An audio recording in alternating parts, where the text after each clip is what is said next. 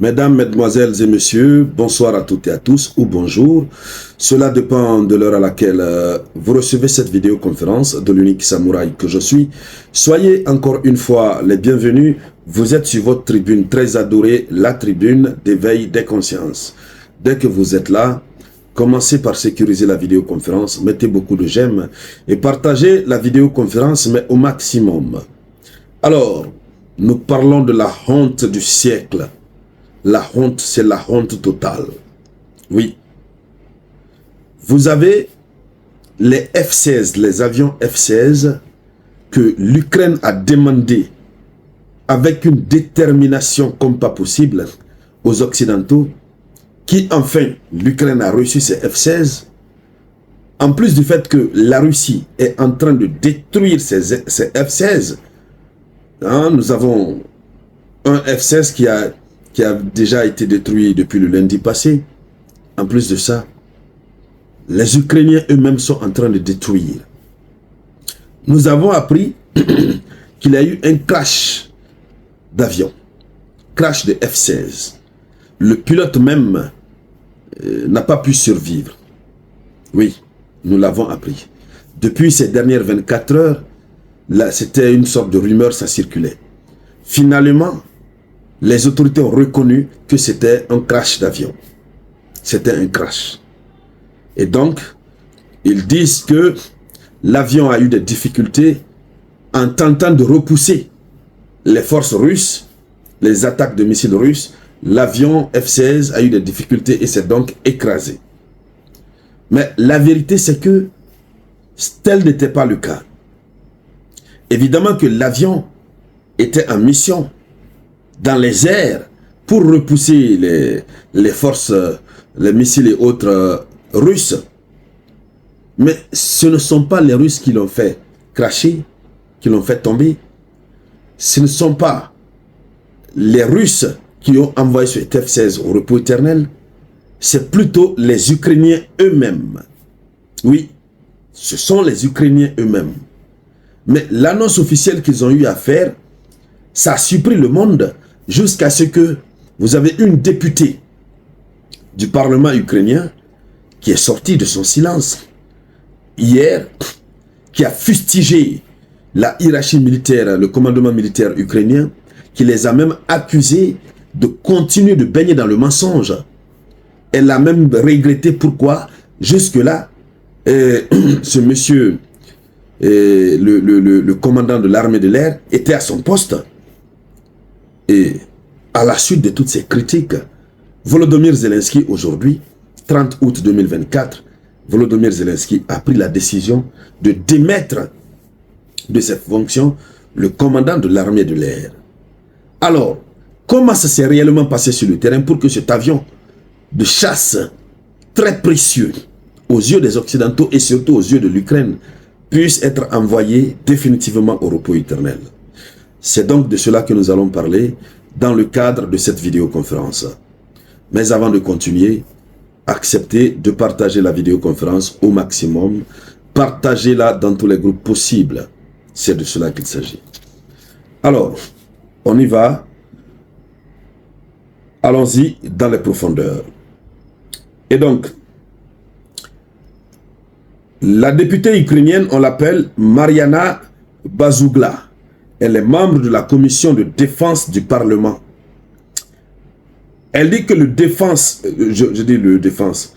elle dit que le F-16 a été abattu. Le F-16 a été abattu par erreur, par un système anti-aérien patriote. Oui, c'est par erreur de manipulation, puisque les soldats ukrainiens ne maîtrisent pas les systèmes qu'on les envoie. Ils ne maîtrisent pas du tout. C'est une députée ukrainienne qui parle. Elle dit que c'est par une erreur de manipulation du système de défense anti-aérien patriote en raison d'une mauvaise coordination entre les unités. Donc les unités sur le champ des hostilités n'étaient pas bien coordonnées. Ils ne se comprenaient pas sur la coordination. Ce qui a donné naissance à cette erreur. Et cette erreur très fatale a coûté la vie au pilote et le fameux F-16 s'en est allé au repos éternel. Elle a continué dans un message sur Telegram. Elle a dit, elle a critiqué, s'est mise à critiquer la hiérarchie militaire. Elle dit, la culture du mensonge au sein du commandement militaire ukrainien et le fait qu'aucun général n'a été puni et que le général Olekchuk reste en poste est une mauvaise chose. Elle a critiqué cela. Le général en question, le commandant de l'armée de l'air, c'est le général Olekchuk. Voilà. C'est cette députée qui a été la première. Et pour comprendre qu'elle a dit vrai, Volodymyr Zelensky a pris un décret aujourd'hui, le 30 août, pour démettre ce monsieur de ses fonctions. Ensuite, il a annoncé. Alors, cette dame ne s'est pas limitée là. Elle a précisé qu'il s'agissait au moins de la troisième fois. Ce n'est pas une première fois que les soldats ukrainiens fassent l'erreur.